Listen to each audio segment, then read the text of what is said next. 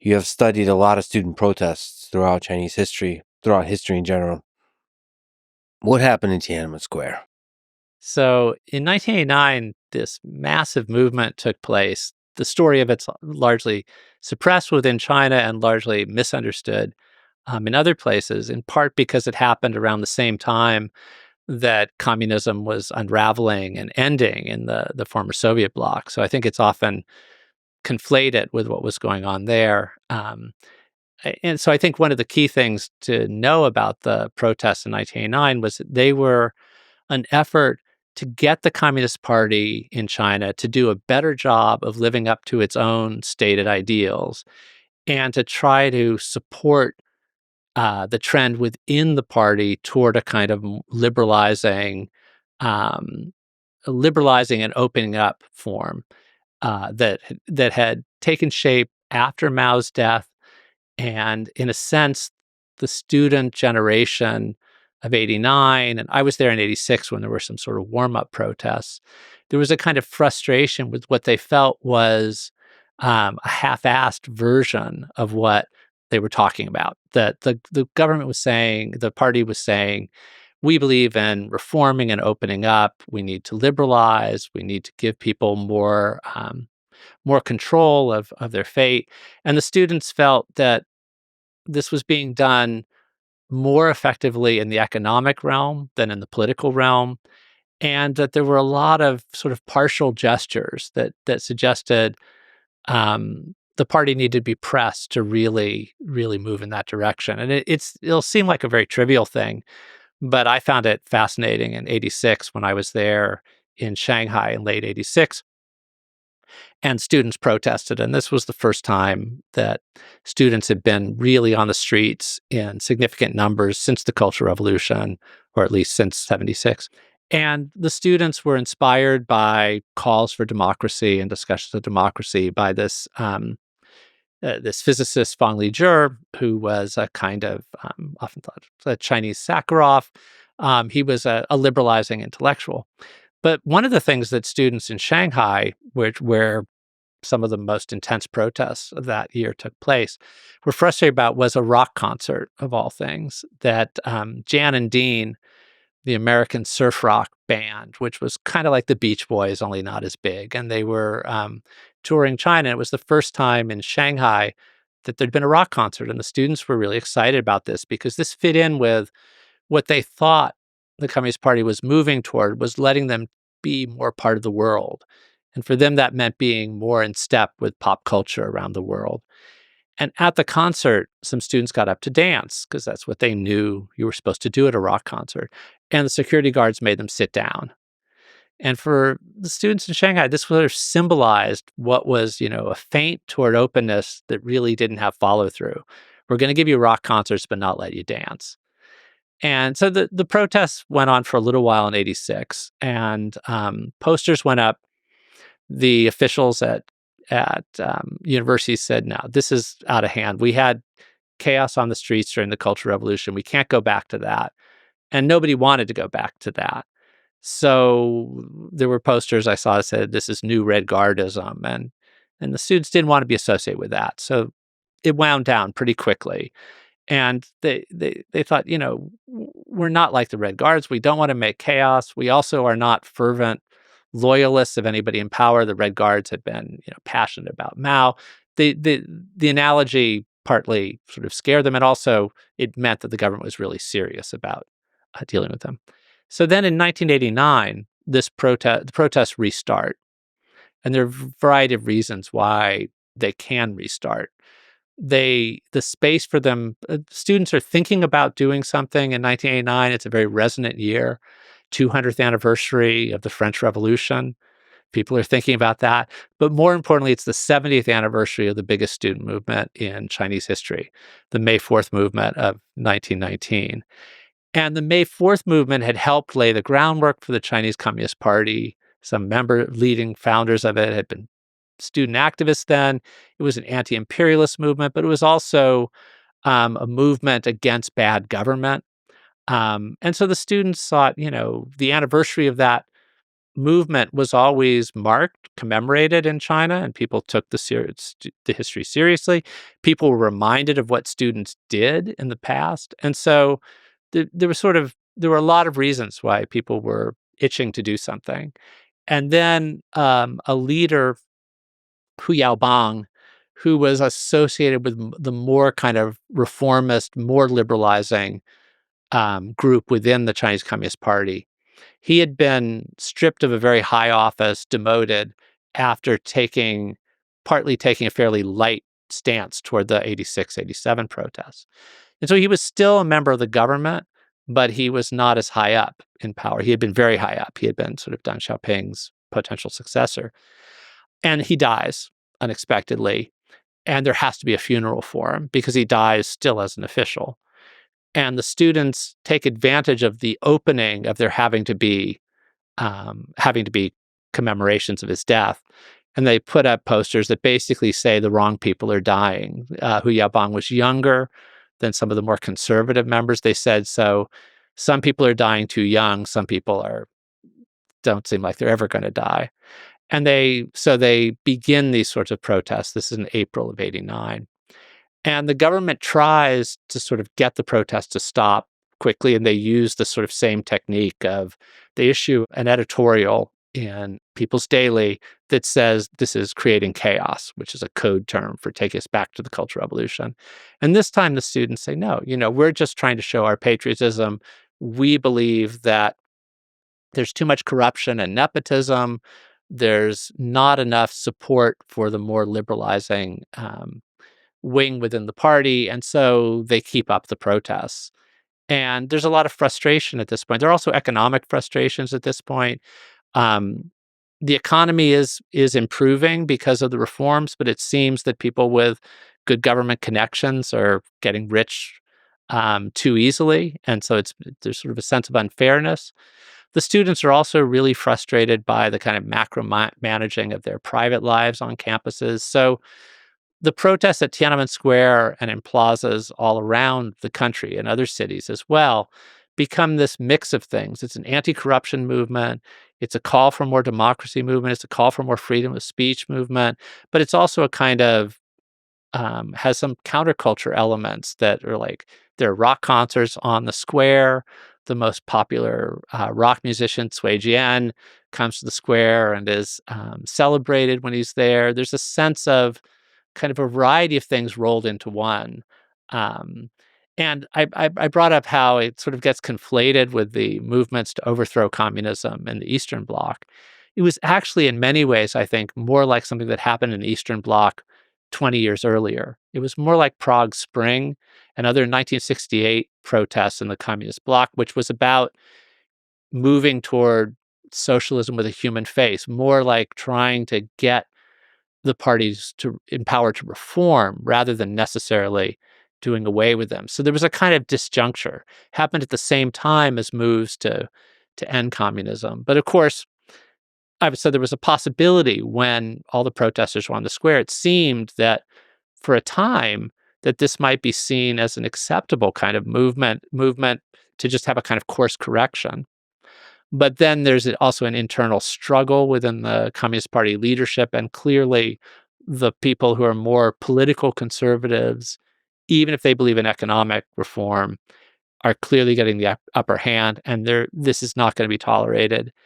And the students stay on the square when signals are given to try to get them out. Students from around the country are pouring into Beijing to join this movement. They don't want to end the movement when they've just arrived. So it's actually one thing that keeps it going is new participants are coming from the provinces. And even if some moderates want to leave the square, people want to stay. And then workers start joining in the movement as well and form an independent labor union. And that really, the Chinese Communist Party, to a certain extent, they might put up with student protesters, but they know from past experience that sometimes student protests lead to members of other social classes joining them because they look up to students as sort of potential intellectual leaders of the country, and admiration for scholars is part of this that people turn out when students protest, something very different from the American case where there's a kind of often suspicious of student activists being necessarily on the same side as everybody else. But in China, there had been from the history of the 20th century a sense of students as potentially a vanguard. So once there are labor activists joining the movement, then troops are called in, and there's a massacre near Tiananmen Square um, on the middle of the night of June 3rd and early June 4th, and the army just moves in and begins behaving very much like an army of occupation, which is something the People's Liberation Army is supposed to be the one that saves China from foreign aggression, and they're acting like an invading force. So this is where famously the tanks roll in.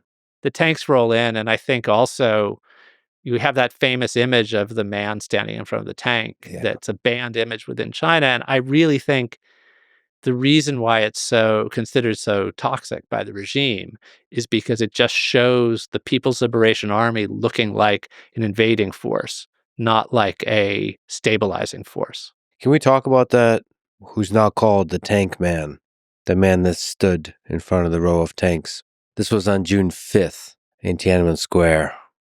What do we know about him? What do you think about him? The symbolism. It's an amazing symbol. He's on this boulevard near the square with this long line of tanks, and it's unquestionably this act of incredible bravery. And there's some interesting things about it, some that are forgotten. One is that in the end, he climbs up on the tank, Mm-hmm. and the tank swerves, it doesn't run him over. And the Chinese Communist Party initially showed video of this and said, look, the Western press is talking about how vicious we were, but look at the restraint. Mm-hmm. Look at this. He wasn't mowed down. And they tried this whole story with Tiananmen initially of saying, look, the students were out of control. Everybody should remember what happened during the Cultural Revolution. And the army showed restraint. And there were a small number of soldiers who were actually burned alive in their tanks once the massacre began. People got outraged and they attacked the soldiers. But by selective use of footage, the Communist Party could say, look, actually, look at this. The heroes, the martyrs were these soldiers. And they try for the first months after it to try to get this narrative to stick. They talk about Tiananmen a lot. They talk about these things. They show images of the Tank Man.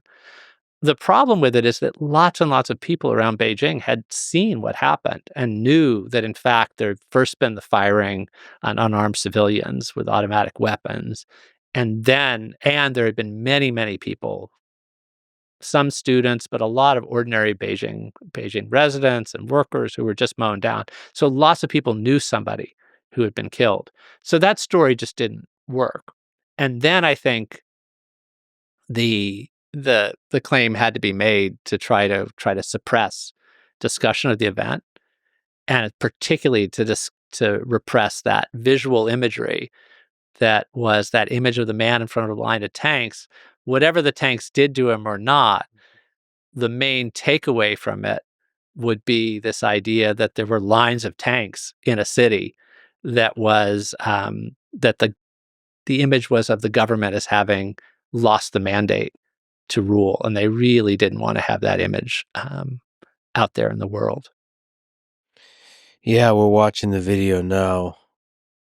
He's got like grocery bags in his hands. It's such a symbolic, I've had enough. Like that kind of statement. Yeah, and it's probably not a student. It's often described as a student, but he probably was a worker, and it is a powerful, powerful image of bravery. And, I brought up the 1968 parallel for Eastern and Central Europe. There was actually a very powerful photograph of a man bearing his chest in front of a tank in Bratislava during what we think of as Prague Spring. That was a famous image of bravery against tanks. And in 1968, in Czechoslovakia, then still Czechoslovakia, the tanks that rolled in were Soviet tanks sent down there. And so, not that people would know, but that was an image, what was so powerful in that was saying, we're not going to put up with this invasion. Again, I think you have the People's Liberation Army army looking like an invading force, and that's what the Chinese Communist Party, in a sense, can't deal with now. Even though sometimes they could tell a story about 1989, and they do tell a version of this, and some people believe this, I think, is that in 1989, China went one route of not having the Communist Party dramatically change or relinquish control, and the Soviet Union and the former Soviet states went another. And you could say, well, look, and after 1989, the Chinese economy boomed. Life got better for people in China. Life got really terrible for a lot of people in the former Soviet blocs. Maybe this was the right way to go. And you can make that kind of argument, but if you show the tanks and the man in front of the tanks, you just have a different kind of image of heroism. It's one of my favorite photographs or snapshots ever taken, videos ever taken, so I apologize if we linger on it. Sometimes you don't understand the symbolic power of an image until afterwards. And perhaps that's what the Chinese government didn't quite understand. They lost information war, they mean war. So I have to ask, what do you think was going through that man's head? Was it a heroic statement? Was it a purely primal, guttural, like I've had enough? It's so interesting to just speculate, and we just don't know because, he was never able to be interviewed afterwards. But I think your emphasis on patriotism is really important because one of the students' main demands was then I think it might have been the thing that would have gotten them to leave the square would have been to say, we want this to be acknowledged as that our goals are patriotic. We're not here to take China back into the Cultural Revolution. We're here to express our love for the country if it goes in the right way. So will you admit that? And you mentioned about the power of the image. And I do think the Chinese Communist Party learned something, has taken to heart the power of the image after that, because we saw this but when there were protests in Hong Kong, the government on the mainland really wanted to tell a story there of, crowds out of control. And initially there were in 2014, and again initially in 2019, there were very orderly crowds, and it had trouble with that story. So they tried very hard to ban images of peaceful protests until there were some incidents, as there almost always are, of violence by crowds. And then they would show those images over and over again. They also worked very hard when Hong Kong protests began in the 2010s to try very hard to avoid any use of soldiers to repress them. It was all the police. And they tried very hard and managed to success because the Western press was often saying, will this be another Tiananmen? Will there be a massacre? Will there be soldiers on the streets? The movements in Hong Kong were suppressed without the use of shooting to kill on the streets. They were shooting to wound. There was beanbag shot. There were rubber bullets. There was enormous amounts of tear gas. There was even tear gas let fly inside subway stations in 2019. And all these things are really brutalizing, but they don't make the kind of images that sear in the mind the way something like the Tiananmen tank man image or the image of a Vietnamese woman being burned by napalm, young woman that became another of the iconic images during the Vietnam War. Those images really can have an extraordinary power. And I think the Chinese Communist Party is now aware of that. There are very few photographs allowed of the Xinjiang extra-legal detention camps. There are very little there is an awareness of how much power a photograph of a certain type can have. So nobody knows what happened to the tank man. No. What do you think happened to the tank man? I assume he was killed. Killed. I assume he was just disappeared. It's interesting because very often figures are made an example of in one way or another. I mean, Liu Xiaobo was imprisoned and not allowed to, get enough medical care. So you can talk about him having, died earlier than he should have. But there's been relatively few of, like, for political crimes recently, sentencing to death and things like that. It's much more just remove them, imprison them. But the Tank Man, there was never a trial. There was never even a trial that was one that you knew what the result would be, which there was for Liu Xiaobo and others. Not even a hidden trial, but simply disappeared. And there's been somebody who's like another figure like this who's disappeared.